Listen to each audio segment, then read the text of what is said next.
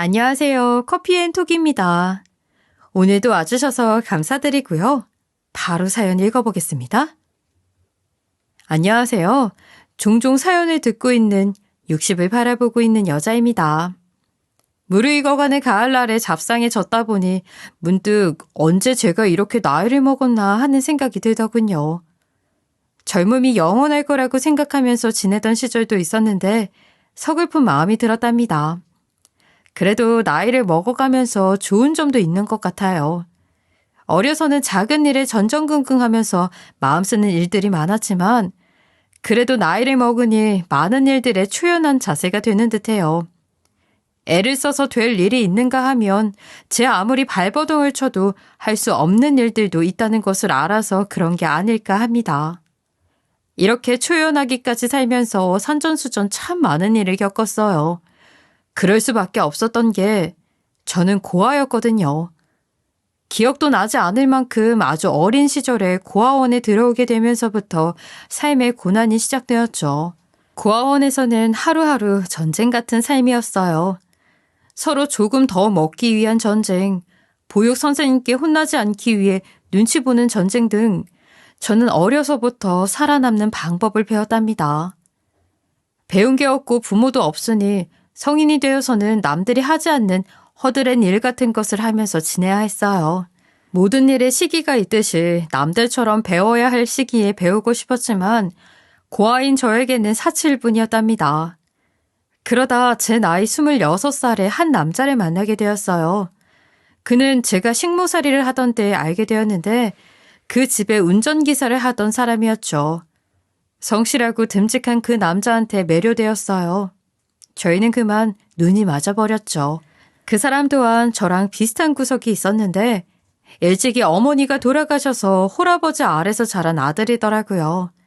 그래서 그런지 그는 저의 아픔까지 안아주었답니다.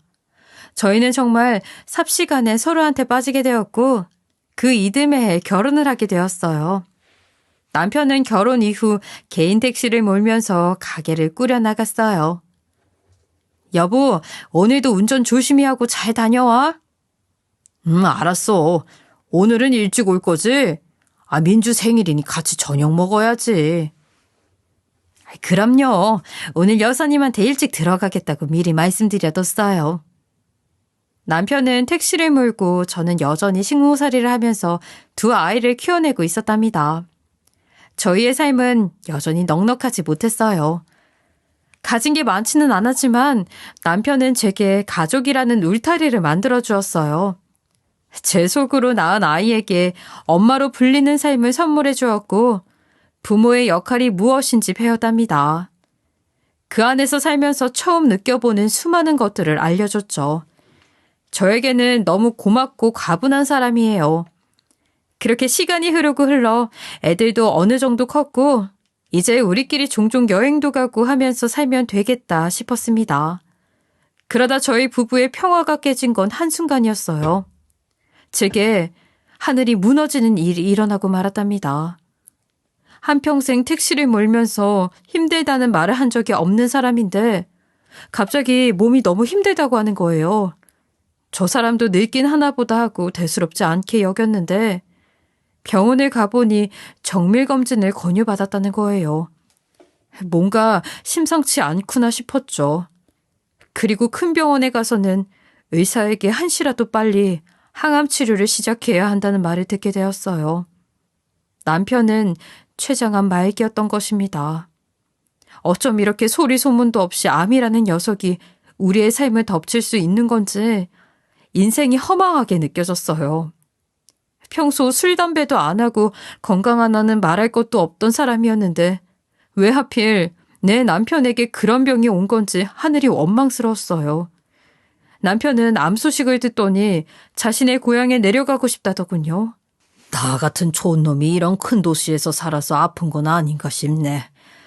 그래서 그런데 어려서 살던 동네에 가서 치료받고 싶어. 거기 가면 병이 싹 나을 것 같거든.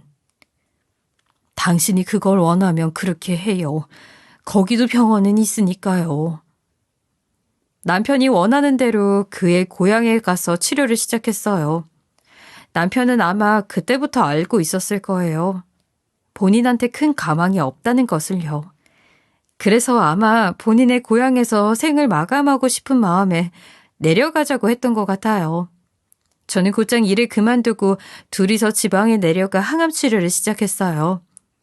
아버님이 생전에 살고 계시던 집을 아직 팔지 않고 뒀었는데 그곳에서 지냈답니다.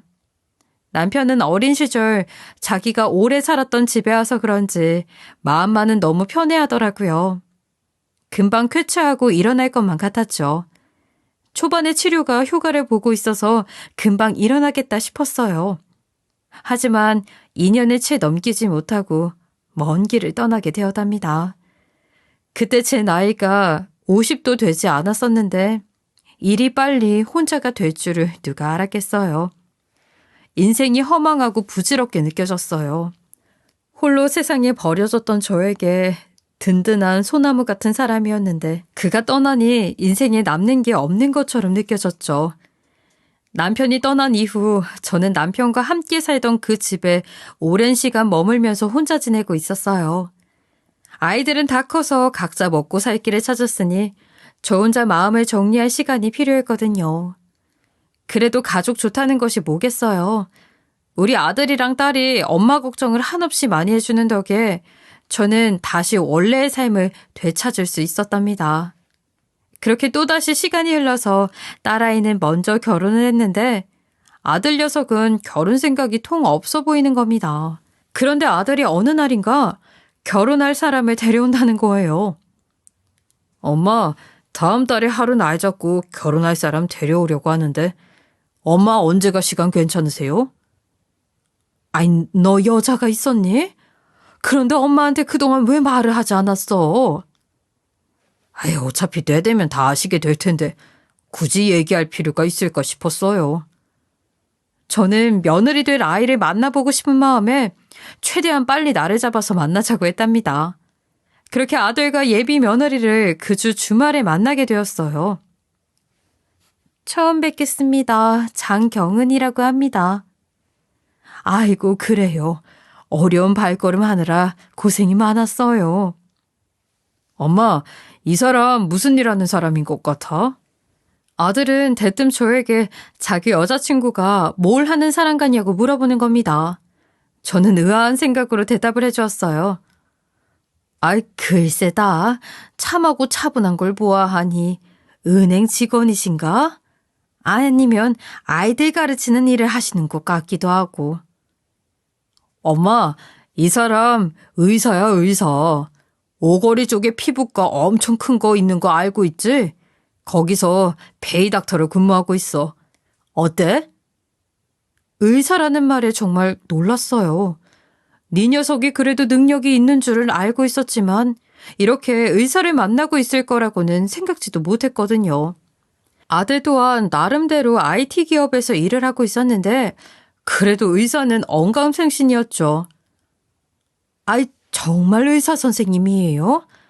어쩐지 피부가 너무 좋더라니. 너는 이런 애인을 숨겨놓고 엄마한테 이런 방구 말도 안 해주니? 헤이, 미리 말씀드리면 너무 김 빠지잖아요. 아들은 실없는 소리를 해가면서 자기 여자친구를 자랑하더군요. 의사인이 얼마나 좋고 자랑스러우면 저럴까 싶어서 한편으로는 귀엽다는 생각마저 들었답니다. 예비 며느리는 참한 외모에 말도 조곤조곤 하는 것이 마음에 들지 않는 구석이 없었어요. 한편으로는 돈도 잘 벌고 학벌도 좋아서 우리 아들이 길을 펴지 못하고 사는 것은 아닐지 걱정스러운 마음이 드는 것도 있었어요. 그치만 그런 걱정보다도 이제 아들 녀석까지 결혼을 하면 제 인생의 숙제는 전부 마친 것 같아서 한시름 놓이는 기분이었답니다. 두 사람은 결혼까지 일사천리로 진행되고 있었어요. 그리고 마침내 두 집안의 상견례를 하는 날이 왔어요. 먼저 결혼한 딸과 사위까지 함께 자리를 했지만 남편의 빈자리는 너무나도 크게 느껴지더라고요. 아들에게 미리 귀뜸을 받아서 알고는 있었지만 예비 사돈 내외를 실제로 마주하니 보통은 아니겠다는 생각이 들었어요. 다들 대학까지 졸업한 사람들이고 많이 배워서 그런지 주눅이 드는 겁니다. 우리 경은이가 하도 좋다고 해서 허락을 하긴 했다지만 그래도 앞으로 얼마나 잘해주는지 지켜보려고요. 우리 애도 저 학벌에 저 직업에 병원 차려준다는 남자들이 줄을 섰는데 그래도 지가 좋아하는 남자 만난다고 고집을 부리니 어른인 저희가 어쩔 도리가 있나요? 네, 저희가 변변치 않은 형편에 키운 아들이지만 그래도 반듯하고 모난 구석은 없는 녀석이에요. 앞으로 잘 부탁드립니다. 뭐 지켜봐야 할 노릇이죠. 하하. 사돈들댁도 많이 배우고 최근까지 사업을 하던 사람들이라 그런지 콧대가 높아 보였어요. 어딘지 저희 집과 우리 아들을 무시하는 모양새였지만 아들에게 별 볼 일 없는 집안을 물려줘서 미안하다는 생각뿐이었어요. 전 그저 고개를 숙이고 네네 하면서 예비사돈 내외의 신기를 건들지 않으려 했어요. 의사 며느리를 두려면 저 또한 감내해야 하는 부분이라고 여겼죠. 그리고 대망의 결혼식 당일날 예비사돈께서 우리 아들을 불러다가 여기저기 인사시키는 모습을 보니 이제 정말 결혼을 하는구나 하는 실감이 나더라고요. 저는 그런 사돈께 인사를 올리면서 말했어요. 우리 아들이 아직 부족한 것이 많습니다. 예쁘게 여겨주시면 감사하겠습니다. 제가 드릴 말씀이죠. 사위가 힘들게 자라서 그런지 그래도 우리의 고생은 시키지 않겠네요. 우리 애는 곱게 자라서 뭐 하나 할 줄 아는 게 없거든요. 사위가 의사 와이프 만났으니 알아서 잘 외조할 거라 생각합니다. 그런데 다들 어른들한테 좀만 더 싹싹하면 좋을 텐데 그런 애사스러움은 좀 부족하네요. 제 앞에서 대놓고 아들을 낮추는 말을 서슴지 않는 거예요. 상견례 때도 보통 아닌 사람들이구나 하는 생각을 하긴 했지만 제가 배운 것도 없고 하니 자존심을 내세울 수 없었죠. 그저 고개를 숙이고 잘 부탁드린다는 말을 들을 뿐이었어요. 결혼식을 하던 그날 혼주석에 앉아 있으면서 먼저 떠나간 남편 생각이 어찌나 나던지 모르겠어요. 아들은 결혼을 한 이후 연신 싱글벙글이었어요. 의사 와이프를 얻었다고 하면 주변에서 다들 치켜 세워주니 얼마나 기분이 좋았겠어요. 하지만 인생사 뭐든 뜻대로 되는 일은 잘 없더라고요. 결혼하기 전엔 싹싹하고 반듯한 모습의 며느리를 보면서 결혼을 해서도 우리 아들 속 썩일 일은 없겠다고 좋아했는데 며느리는 제 생각과는 다른 면모들이 있더군요. 한 번씩 아들네 집에 가보면 냉장고는 텅 비어있고 집 정리는 아무것도 되어 있지 않는 겁니다. 아들이 하는 말을 들어보면 자기 안사람을 감싸주는 데만 급급하니 애미로서는 더 속이 터지는 노릇이었죠. 엄마도 잘 알잖아요. 그 사람이 병원 일 때문에 많이 바빠요. 워낙 정신없이 사는 사람이라 그렇지 평소에 저한테는 얼마나 잘하는데요. 그리고 집안일 같은 건 요즘 남자 여자가 어디 있겠어요. 아휴, 그래. 둘 다 일하느라 바쁜 거 잘한다. 아내가 왜 모르겠니? 저는 그저 한숨 한번 크게 내쉬고 아들네 집을 싹 청소해주고 냉장고도 채워놓고 오는 날이 많았어요. 집안일 가지고 잔소리하는 시어머니고 싶지는 않았거든요. 그리고 사실 그저 평범한 우리 아들이랑 결혼해준 게 감사한 것도 컸답니다. 요즘 같은 세상에 며느리 시집살이 하는 집이 어디 있겠어요. 명절에도 제가 음식 준비 싹 다 해놓으면 아들 내외들은 와서 밥 먹고 늘어지게 자는 것밖에 하는 일도 없었어요. 의사 며느리한테 이거 해라 저거 해라 하기도 좀 눈치 보이더군요. 며느리는 자기가 아무것도 하지 않는 걸 미안해한다거나 눈치 보는 일도 없었답니다. 저는 그저 며느리가 젊고 당찬 아이라서 그런 거라고 생각했어요. 제가 젊었을 때나 시댁 눈치 보고 벌벌 떨고 그랬지 요즘 누가 그러고 살겠나요? 저도 좋은 게 좋은 거라고 생각하면서 지냈어요. 무엇보다도 우리 아들이 자기 안사람을 좋아해도 너무 좋아한다는 거였어요. 며느리 말이라면 꿈뻑 죽었죠. 이 집에서 자기의 서열이 가장 높다고 생각을 했는지 저한테도 은근히 무시하는 날이 종종 있었답니다. 한 번은 저희 집에 와서 밥을 먹고 반찬이며 찌개며 싸주겠다고 하니 저에게 이러는 거예요. 어머님, 지난번엔 맛있었는데 이번 건 음식간이 왜 이렇게 짜진 거예요? 어머, 그랬니? 내가 나이가 들긴 하나 보다. 원래 나이 먹으면 입이 좀 짜진다고 하잖니. 아, 그러셨구나. 근데 이번 건 입에 맞지는 않아서 그냥 안 가져갈래요? 아이고, 내가 미안하다. 다음부턴 좀 더 신경 써서 해주마. 엄마, 미안해요. 이 사람이 짠 건 입에도 안 돼서. 의사라서 그런 거에 좀 더 예민해요. 제 음식이 입에 맞지 않는다고 면전에 말을 하는 겁니다. 솔직히 전날은 좀 당황을 했어요.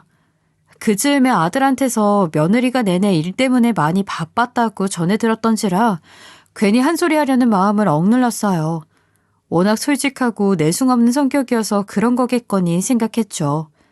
아들이 결혼한 지 3년이 지났을 무렵이었어요.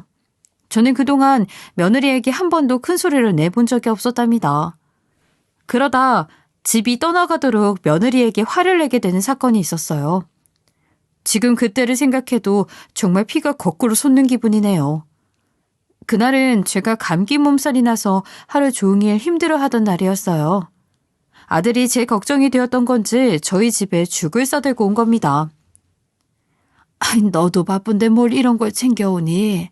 엄마 괜찮다니까. 엄마 며느리가 꼭 엄마한테 들리라고 해서 온 거예요. 괜히 자기 와이프를 추켜 세워주더라고요. 그런 아들에게 저는 부탁을 하나 했어요.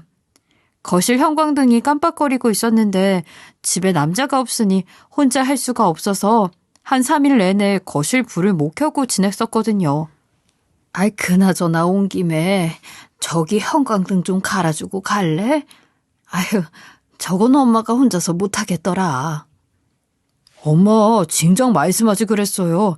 좀만 기다리세요. 형광등 금방 사올게요.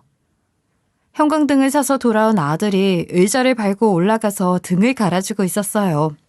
팔을 위로 쭉 뻗느라 배꼽이 훤히 보이는데 배꼽 쪽에 웬 흉터가 있는 거예요. 저는 놀라서 물었어요. 너 여기 흉터가 왜 있는 거니? 이거요? 그게 별거 아니에요. 괜히 말을 얼버무리는 것이 어딘지 미심쩍은 겁니다. 저는 아들에게 캐물었어요. 이거 어딜 봐도 수술 자국 같은데 네가 이런 수술을 한 적이 없잖니. 혹시 엄마 모르게 어디 다쳤었니? 이게 무슨 흉터인데 그러는 거야? 제가 집요하게 캐물으니 아들은 당황한 기색을 하고는 이내 솔직하게 말하는데 저는 너무 놀라서 뒤로 넘어가는 줄 알았어요. 엄마, 그게 사실 우리 와이프가 나랑 결혼하기 전에 좀 아팠거든요. 근데 네 흉터랑 무슨 관련이 있는 거니? 그리고 아들은 말을 이어갔습니다. 사실 그게 그 사람이 신장이 안 좋아서 한참 병원 신세를 지면서 지냈거든요. 얼마나 안쓰러웠는지 몰라요. 그러다가 제가 공여 조건이 맞다는 걸 알게 되면서 제 신장을 공여해 줬어요. 여기까지도 충분히 뒷목 잡을 일인데 이어서 하는 말이 더 가관이었어요. 아들은 며느리한테 몇 년간 구애를 했다고 하더군요. 그러다 정말 어렵게 사귀게 되었는데 아프다는 소식을 듣게 되었고 며느리를 놓치고 싶지 않은 마음에 자기 신장 공여를 덥석 해줬다는 겁니다. 며느리는 그에 대한 보답으로 결혼을 결심했다고 하더군요. 저는 그 말을 듣고 정말 까무라치는 줄 알았어요. 머리가 어질어질한 겁니다. 그동안 며느리는 그렇게 기세등등한데 그에 반해 우리 아들만 벌벌 기면서 지내던 시간들이 이해가 되었죠. 이 녀석을 그냥 호구로 잡아버린 모양이었어요. 하긴 자기 말에 신장까지 군말 없이 내어주는데 뭔들 못하겠나 싶었죠. 저는 아들을 나무랐어요. 너 지금 정신이 있는 거니 없는 거니?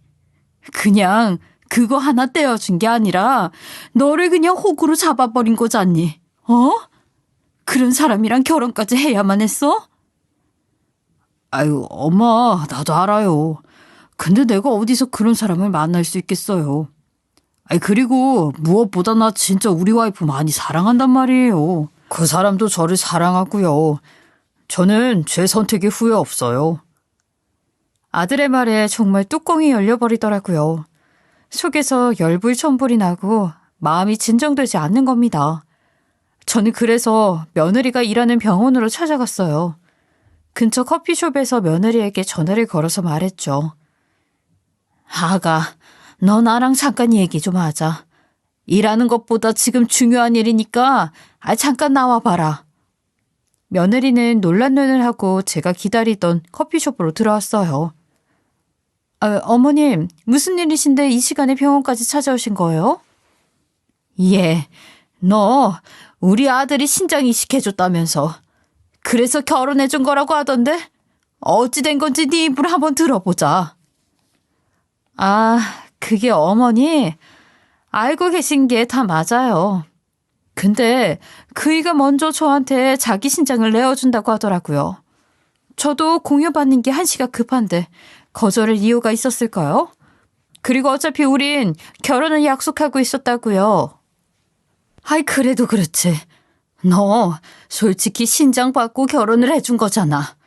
너 그래서 그동안 우리 아들한테 그렇게 서방 대접도 안 해주고 막대했던 거니? 저는 너무 화가 나서 쏘아붙이면서 말했답니다. 이식받고 결혼 결심을 한 건 사실이지만 그 전부터 저는 결혼 생각하고 있었어요. 어머님이 그런 식으로 말씀하시면 저도 너무 속상해요. 요즘 같은 세상에 서방 대접을 뭘 어떻게 해야 하는지 잘 모르겠지만 저희 사는 거에 있어서 그이가 불만 가지고 있는 거 전혀 없어요. 전부 그 사람이 원해서 하는 일들이라고요. 며느리는 정말 한마디도 지지 않고 말대답을 하더군요. 죄송하다는 말을 기대한 건 아니지만 절대 미안한 기색이 없었어요. 저는 그날 이후 결심했답니다. 나 또한 다른 시어머니처럼 시집살이를 시키겠다고요. 그 이후 저희 집에 오면 설거지며 상 차리기며 온전히 제가 하던 일들을 하나씩 시켰어요. 싫은 내색을 팍팍 하면서도 그래도 시키는 건 눈치 보면서 하더라고요. 제가 이전처럼 살갑게 굴지 않으니 본인도 느끼는 게 있는 것 같아 보였어요. 그러다 저희 남편 제삿날이 돌아왔어요. 제가 한 일주일 전부터 분명히 일찍이 저희 집으로 오라고 했는데 아들 녀석이 혼자 온 겁니다. 어째 너 혼자 온 거니? 그게 그 사람 오늘 점심에 병원장님이랑 약속 잡혔다고 해서요. 엄마, 그래서 제가 일찍 왔잖아요. 오늘 엄마 안 힘들게 제사 음식 준비는 제가 다 할게요. 제가 자기 마누라 힘들게 할까봐 겁을 잔뜩 먹어서는 저리 말을 하는데 그게 더 화가 나는 거예요. 집에서 얼마나 아들 녀석을 쥐잡듯이 잡았으면 저럴까 하는 생각이 드는 겁니다. 저는 아들에게 말했어요. 선약이 잡혔으면 먼저 말이라도 해야 할 것 아니니. 결혼한 여자가 집안일을 먼저 챙겨야지. 어떻게 시애미한테 말 한마디 없이 마음대로 안 올 수가 있어? 내가 그 약속 자리에 가서 데리고 오기 전에 네가 당장 연락해서 데리고 와. 제가 강하게 나가니 아들도 군말 없이 지 마누라를 데리고 오더라고요. 현관을 열고 들어올 때부터 입이 대빨 나와서는 저한테 인사도 하는 둥 마는 둥 하는 겁니다. 눈치껏 전이라도 붙이고 해야 하는데 소파에 가만히 앉아서 뾰루퉁한 얼굴로 핸드폰만 만지작거리고 있더군요. 그 꼴을 보는데 다시 혈압이 오르는데 꾹꾹 눌러가면서 며느리에게 말을 했어요. 아가, 거기 그렇게 가만히 앉아있지만 말고 이제 밥 먹어야 하니까 와서 수저라도 좀 놓던지 해라. 그런데 그 이후 며느리의 행동에 저는 너무 놀라 고함을 지를 뻔했어요. 수저를 놓으라는 제 말이 떨어지기 무섭게 보고 있던 핸드폰을 바닥에 내동댕이 치면서 제게 소리를 치는 겁니다. 진짜. 내가 그런 허드렛 일 하려고 이 사람이랑 결혼한 줄 알아요? 적당히 넘어가 주니까 한도 끝도 없는 건데. 식모살이 했던 어머님이 수저 놓으면 될 거 아니에요. 배운 것도 없는 주제에 의사가 만만해요? 저는 너무 놀라서 심장이 미친 듯이 빠르게 뛰는 거예요. 음식을 시킨 것도 아니고 손에 물이 묻는 설거지를 시킨 것도 아니었죠. 그저 수저 놓으라고 한마디 했는데 저를 완전히 짓밟는 말을 서슴지 않고 하는 겁니다. 아들이 그렇게나 부정하고 싶었던 며느리의 본성이 딱 드러나 버린 거였죠. 그 말을 듣고 아들 또한 놀라기는 마찬가지였어요. 당신 아무리 그래도 그렇지 우리 엄마한테 그런 식으로 말하면 어떡해? 당장 엄마한테 사과드려. 방금은 당신이 심했어. 왜 이래? 우리 결혼 전에 이런 일은 절대 시키지 않겠다고 약속하지 않았어? 내가 식모살이 하려고 당신이랑 결혼한 줄 알아? 당신 요즘 내 말에 왜 그렇게 말대꾸를 하는 건데? 쥐뿔도 없는 집구석인 거 알고도 결혼해줬으면 공주 대접을 해줘도 모자랄 판에? 아, 진짜 성질나게. 그 모습을 보고 저는 화가 날 대로 났어요. 그동안 며느리가 우리 아들을 저런 식으로 대하고 있었구나 하는 생각에 눈물이 핑 도는 거예요. 그리고 저는 그 자리에 가지고 있던 통장과 땅 문서를 펼쳐서 보여주었어요. 그래, 아가. 너 말 한 번 잘했다. 근데 이거 보고도 네가 그런 소리가 나오겠니? 제가 펼쳐서 보여준 통장에는 자그마치 20억 이상의 돈이 들어있었답니다. 거기에는 10억 정도의 부동산까지 가지고 있었으니 둘 다 눈이 동그래질 수밖에 없었겠죠. 엄마, 이게 다 무슨 돈이에요? 엄마가 이런 큰 돈을 어떻게 가지고 있어요? 아들은 놀란 토끼 눈을 하고 저에게 묻더군요. 이 돈은 정말 저에게 의미가 남다른 돈이었답니다. 사실 어릴 적에 고아원에서 지낼 때 친하게 지내던 언니가 있었어요. 유난히 자주 아프고 몸이 성한 곳이 없는 언니였는데 저랑 참 잘 통했었죠. 기댈 곳 없는 고아원에서 저희는 둘이서 서로한테 많은 의지를 했었답니다. 언니가 아플 때마다 선생님들의 눈을 피해서 제가 많이 도와주곤 했어요. 그러다 언니는 입양을 먼저 가게 되어서 그 이후 연락이 끊긴 채로 살았죠. 그렇게 세월이 흘러서 한 20년쯤 지났을까요? 저는 한 푼이라도 벌겠다는 생각으로 식모살이를 자처하고 있었어요. 이 집 저 집을 전전하면서 지내다가 혼자 사시는 한 여사님을 모시게 되었는데 글쎄 여사님이 너무나도 익숙한 거예요. 알고 보니 저랑 고아원에서 친하게 지내던 그 언니인 겁니다. 저는 언니를 알아보지 못했는데 언니는 저를 단숨에 먼저 알아보았죠. 어머, 너 현미 아니니? 설마 수기 언니예요? 언니랑 이런저런 이야기를 하면서 저희는 그동안 살아왔던 회포를 풀었어요. 언니는 입양을 간 이후 고등학교에 올라가던 해에 파양을 당하면서 정말 힘들게 지냈더라고요. 다시 고아원으로 돌아가고 싶지 않은 마음에 숙식을 제공해준다는 곳을 골라다니면서 돈을 벌었다고 하는 겁니다. 어찌나 눈물이 나던지요. 성인이 된 이후에는 시장에서 허드렛 일을 하면서 돈을 벌었다고 하더군요. 그러다 나중에 대부업 쪽으로 눈을 돌려서 그쪽 바닥에서는 알아주는 큰 손이 되어 있었던 겁니다. 언니 정말 이렇게나 힘들게 살아온 거예요? 난 언니가 입양 가서 꽃같이 살고 있을 거라고 생각했어요. 말도 마. 너 이 손 보이니? 부모도 없고 배운 것도 없으니 남들한테 손가락질 당하기 딱이었지. 그래서 정말 안 해본 일이 없어. 굳은 살이 베길 대로 베겼어. 언니의 망가진 손만 봐도 그 시간들이 보이는 것 같았어요. 그렇게 고생을 하면서 살아서 그런지 금전적으로는 너무나도 여유롭게 지내고 있었죠.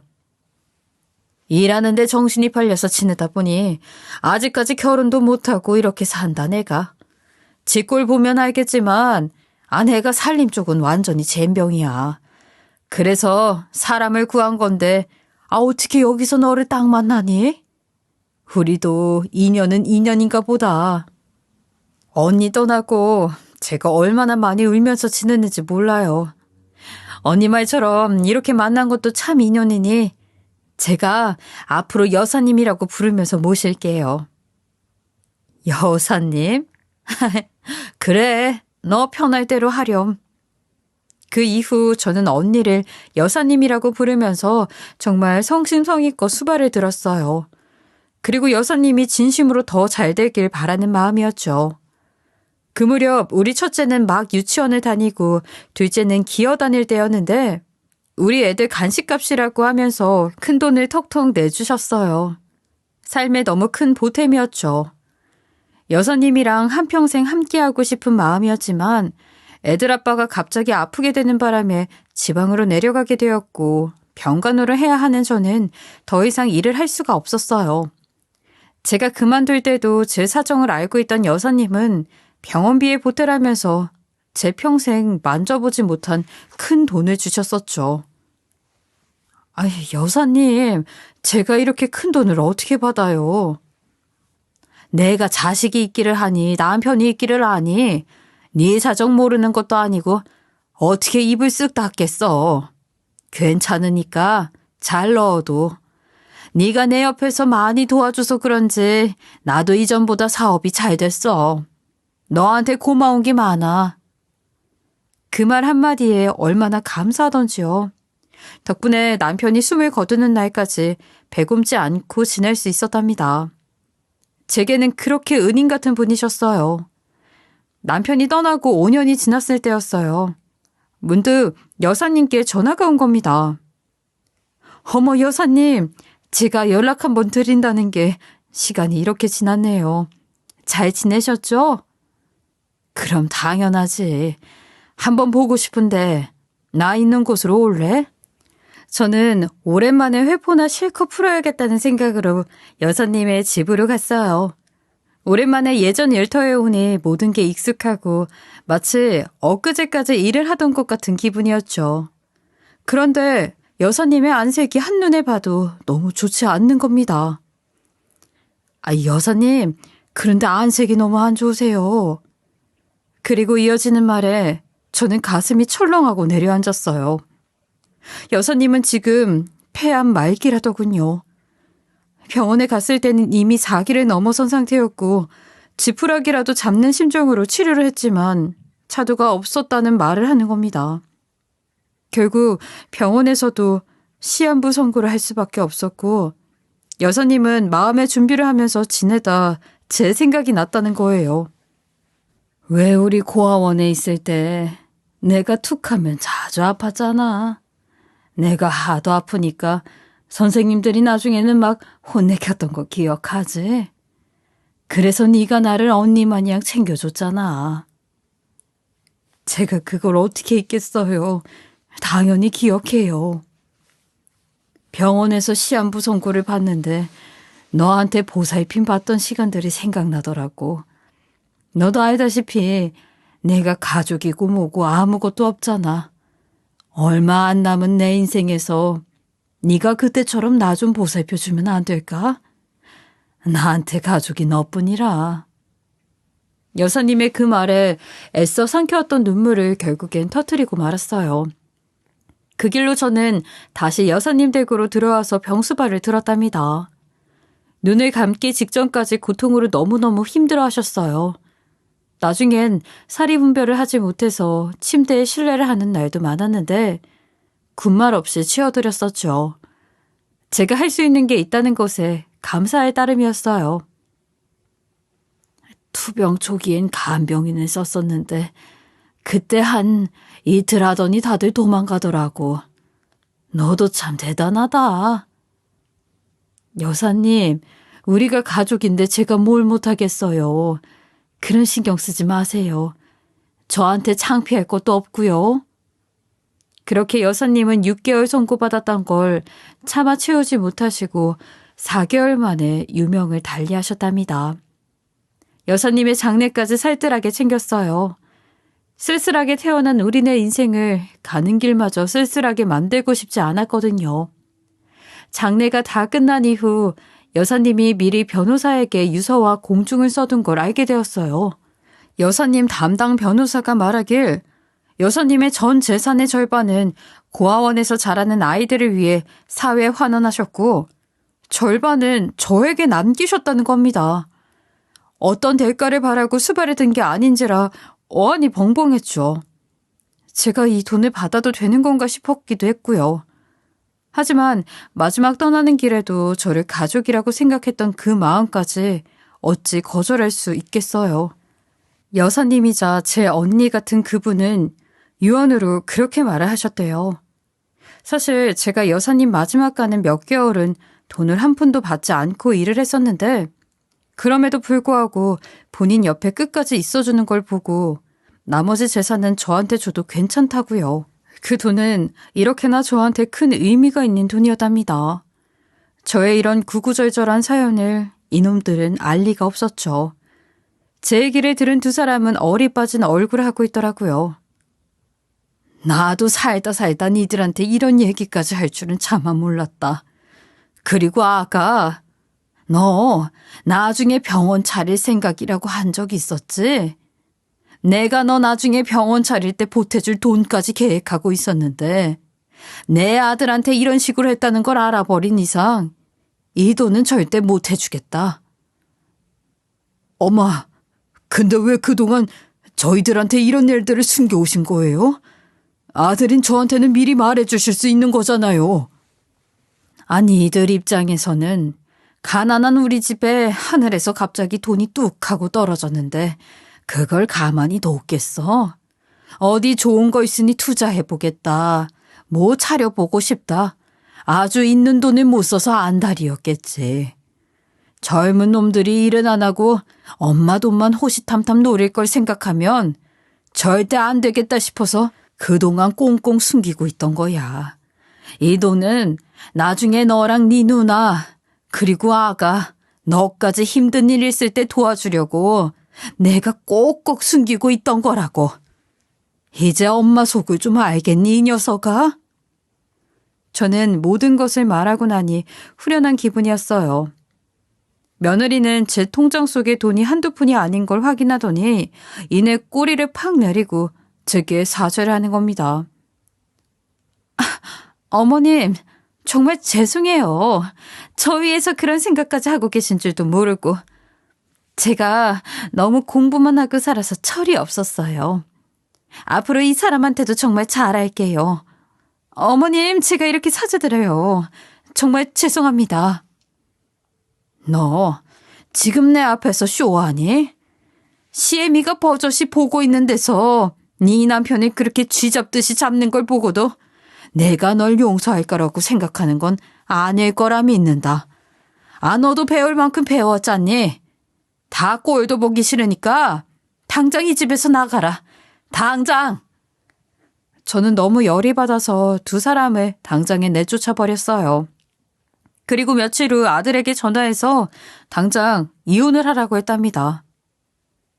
너 이놈아, 당장에 그 호구짓거리 그만둬. 이혼하고 새삼 살아. 아들은 이혼 못한다고 질질 짜는 소리를 할 줄 알았는데 생각보다 쉽게 수긍을 하는 겁니다. 엄마, 안 그래도 그러려고요. 엄마한테 다녀온 그날 이후로 저한테 잘해주길래 이제 정신을 차렸나 보다 생각했거든요. 근데 알고 보니까 엄마 돈 때문에 그런 거라는 걸 며칠 전에 알았어요. 장모님하고 통화하는데 와이프가 엄마 돈 다 뺏어올 자신 있다고 하더라고요. 저한테도 신장을 뺏어왔는데 돈은 별것도 아니라고요. 저도 더는 이렇게 살고 싶지 않아요. 이놈의 며느리라는 인간은 도대체 어디까지 나락으로 가는지 모르겠는 겁니다. 더 이상 실망할 것도 없다고 생각했지만 화가 너무 났어요. 결국 아들은 이혼 통보를 하게 되었어요. 저한테 적지 않은 돈이 있다는 걸 알게 되었으니 아쉬운 건 자기 쪽이었죠. 나만 바라봐주는 해바라기가 돈까지 많은 집 아들이라니 자기 입장에서도 이런 횡재가 없었을 노릇이니까요. 저와 아들에게 울며불며 바짓가랑이를 붙잡고 비는 겁니다. 아, 여보, 내가 정말 잘못했어. 어머님께도 정말 죄송해요. 제가 뭣도 모르고 두 분한테 이렇게 상처를 드리게 되었어요. 저 정말로 깊게 반성하는 중이에요. 다시는 이러지 않을 테니 저 한 번만 봐주시면 안 될까요? 여보도 알잖아. 나 수중에 돈 없는 거. 내가 이렇게 큰 돈을 어떻게 위자료로 낼 수 있겠어? 내가 당신이 하는 거라면 뭐든 다 용서하고 넘어가 줬는데 이거는 넘어갈 수 없는 일이야. 당신 의사라 대출도 잘 나오니까 알아서 마련해와. 아니면 그 잘난 장모님한테 돈 좀 해달라고 하던지. 나도 위자료 안 받을 생각은 전혀 없으니까. 아들이 저렇게까지 세게 말을 하는 걸 보니 이번엔 마음을 단단하게 먹었구나 싶었어요. 결국 며느리에게 이혼 사유가 있었으니 시간이 오래 걸리긴 했지만 위자료를 받아낼 수 있었어요. 지금 저희 아들은 받은 위자료와 지가 모은 돈으로 다니던 회사를 그만두고 자기 전공을 살려서 사업을 작게 시작하더니 이내 얼마 지나지 않아서 자리를 잡더군요. 저한테 돈 달라고 노래를 부를 줄 알았는데 철이 들었는지 제 스스로의 힘만으로 결국 일구어내더라고요. 그리고 이혼한 지 2년이 지나서 자기를 너무나도 아껴주는 여자를 만났고 그렇게 재혼을 하게 되었어요. 아들한테는 너무 잘된 일이었죠. 저한테도 한없이 싹싹하게 대하는 새 며느리를 보고 있으면 안 먹어도 배가 부른 기분이랍니다. 아이 둘이나 낳고 투닥거리면서 잘 살고 있고요. 이전 며느리는 아들과 이혼한 후 사업가 애인이랑 재혼을 했다고 들었는데 그 사업이 고꾸라지면서 또다시 이혼을 했다고 전해 들었어요. 지금은 소식을 들을 길이 전혀 없네요. 또 어디선가 자기한테 호구 잡혀줄 누군가를 기다리고 있겠죠. 이렇게 우리 인생이 참 한치 앞을 알 수가 없어요. 의사 며느리 봤다고 좋아했던 때가 있었지만 그 때문에 큰 상처를 받게 되기도 했으니까요. 그래도 지금 이렇게 자식들이 모두 건강하게 잘 지내는 것을 보면 마음이 든든합니다. 다들 저의 이야기를 재밌게 들어주셔서 감사합니다. 지금까지 커피앤톡이었습니다. 오늘도 끝까지 함께 해주셔서 감사하고요. 다음 영상으로 또 찾아뵙겠습니다.